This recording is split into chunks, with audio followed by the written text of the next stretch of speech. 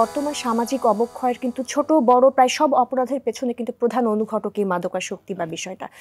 এবং বাংলাদেশের জনগোষ্ঠীর একটা বড় অংশ কিশোর তরুণরা কিন্তু এই মাদকাসক্তির মাঝে এখন জড়িত হয়ে গেছে এবং ফাঁদে পড়ে গেছে। আমরা জানি যে মাদকদ্রব্য নিয়ন্ত্রণ অধিদপ্তরের সরকারি অনেকগুলো সেবার সংগঠন আছে, সিডিসি, এবং তারা কিন্তু খুব সুন্দরভাবে কার্য পরিচালনা করছে।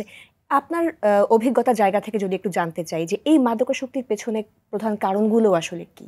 এটা আমি মনে করব যে আসলে আমাদের মানে অর্থনৈতিক, আমি এটা মনে করি যে আমাদের দেখেন এক সময় কিন্তু বাংলাদেশের অর্থনীতির অবস্থা কিন্তু এরকম ছিল না। এখন কিন্তু আমরা মোটামুটি একটা অর্থনৈতিক দিক দিয়ে আমরা যথেষ্ট সাউন্ড আর কি। আর একটা হলো কি যে আমাদের গার্জেনদের কিন্তু অসচেতনতা, তাদেরকে সচেতন হতে হবে। এখন দেখেন আপনার সন্তান মানে আমাদের সে কোথায় যাচ্ছে, কার সাথে মিশছে, তার বন্ধুবান্ধব কে, এবং সে সঠিকভাবে বিশ্ববিদ্যালয়ে কিংবা কলেজে যে সে ক্লাস করছে কিনা, কিংবা কোচিংয়ে যে সে ক্লাস করছে কিনা, এবং সে নির্দিষ্ট টাইমে সে ফিরে আসছে কিনা। এখন যদি মানে গার্জেনের যদি সচেতন না হয় এবং তার সন্তানের যদি দেখভাল সে না করে, তাহলে আমাদের আইন প্রয়োগকারী সংস্থার পক্ষে তো আসলেই এভাবে কোনোভাবে এটা সম্ভব না। এখন দেখা যাচ্ছে আমাদের যে সামাজিক স্টিগমা আছে, কিন্তু একটা জানেন যে আপনার গার্জেনরা কিন্তু প্রাথমিক অবস্থায় কিন্তু তারা বলতে চায় না তার সন্তান মাদকাসক্ত। সে কখন বলে জানেন, যখন তার উপরে চড়া হয় তার সন্তান, তখন কিংবা তার টাকা পয়সা এবং যখন সে করে, তখন কিন্তু মানে তখন গার্জেনরা সচেতন হয়।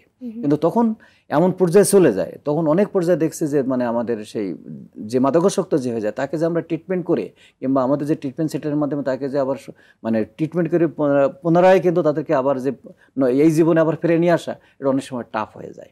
শুরুতে যদি সে বলতো যে মানে এটা যদি হতো, তাহলে কিন্তু আমাদের এই সংখ্যাটা কিন্তু আরো আমরা মোটামুটি সীমিত মধ্যে রাখতে পারি, নিয়ন্ত্রণের মধ্যে রাখতে পারি। আমরা অনেক সময় দেখতে পাই যে বর্তমান সামাজিক প্রেক্ষাপটে আমরা রিসেন্টলি অনেক ঘটনাগুলো যদি আমরা অ্যানালাইসিস করি, যে অনেকেই কিন্তু আসলে মাদকাসক্ত আছেন এবং সামাজিক যোগাযোগ মাধ্যমে তারা এমন ধরনের ছবি বা এমন ধরনের জিনিসপত্রগুলো আসলে প্রচার করছেন, তাতে কিন্তু সহজেই অনুমেয় পরিবার এবং সামাজিক যে জায়গা থেকে যে এই মানুষটা হয়তো মাদকাসক্ত, কিন্তু তারপরও কিন্তু সামাজিক জায়গা থেকে, পরিবারের জায়গা থেকেও কোনো পদক্ষেপ নেওয়া হয় না। সেই ক্ষেত্রে আসলে করণীয়টা কি?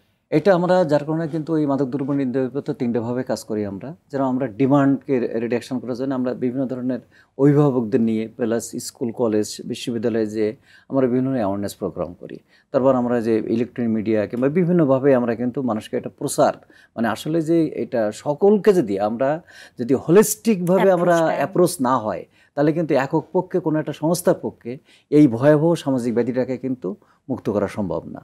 আমার মনে হয় কি জানেন, যেটা হলো পৃথিবীর কোনো দেশ কিন্তু আসলে পারছে না যে এই সমস্যাটাকে একদম মুক্ত করতে। যদি পৃথিবীর একটা দেশ যদি পারতো, যে না আমরা চেষ্টা করতাম যে সেখানে যে তাদের মেথডটা শিখে আসতাম যে তারা কিভাবে এটা মুক্ত করছে, আসলে কিন্তু এটা না। এর একটা আমি মনে করি একটা বড় কারণ কি জানেন, বড় কারণ যে আমরা যে মানে মাদকাসক্ত যেটা দেখেন, এটা অনেকগুলো কিন্তু আপনার প্রেসক্রাইব ড্রাগ আছে আর কি, যে ড্রাগগুলো কিন্তু মানে তারা আস্তে আস্তে হয়ে যায়, যখন অপব্যবহার হয়। যেরকম অনেক ঘুমের ওষুধ আছে দেখবেন, ঘুমের ওষুধ মানে তারা ঘুমার জন্য, এবং আমাদের দেশে যে সমস্যাটা আমি মনে করি, এটা আমাদেরকে গভর্নমেন্টকে আরও ভাবার দরকার আছে যে আপনার মানে প্রেসক্রিপশন ব্যতীত কিন্তু আমাদের ড্রাগ কিন্তু মানে বেচা নাই। যেরকম আপনার পার্শ্ববর্তী দেশ ইন্ডিয়া যান কিংবা নেপাল কিংবা অন্যান্য দেশগুলো, মানে পৃথিবীর যে কোনো দেশে যান না কেন, আপনার কোনো ফার্মেসিতে যেয়ে কিন্তু একজন বিশেষজ্ঞ ডাক্তারের প্রেসক্রিপশন ছাড়া একটা মেডিসিন কিন্তু তারা বিক্রি করবে না। আর আমাদের দেশের প্রেক্ষাপট কি ঘটছে, আপনি মানে যে কোনো ফার্মেসিতে যান, আপনি কি ধরনের মেডিসিন চান, কি ধরনের ড্রাগ যতগুলো চান, আপনাকে কিন্তু কোনো নিয়ন্ত্রণ নাই।